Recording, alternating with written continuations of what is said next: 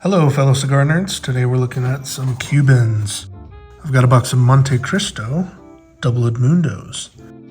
This is one of my favorite sizes, especially of the Montecristos. We got our code on there for authentication. And then we have our PCC NFC sticker.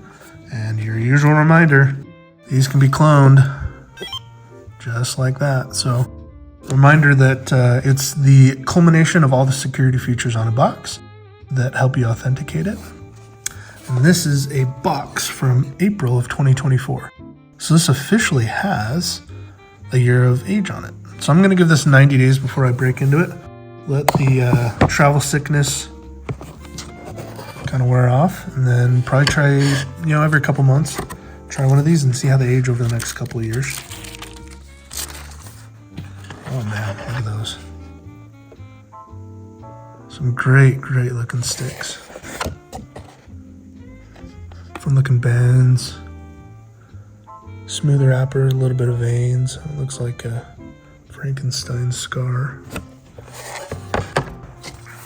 So let's take a look at one of these sticks. So the stick itself, really firm. And let's pull our moisture on this. It just showed up, so see what it is fresh off the truck. Nice and gentle. We are at 57. So these are a little low. We'll go get these in the Tupperware right away and figure out the best way to equalize these. 66 at the head. So it's just the foots on these that are a little dry. So we'll go get these in the Tupperware with a 62% Boveda. And then these will settle out over the next couple weeks right around 63, 64, which I think is perfect for aging.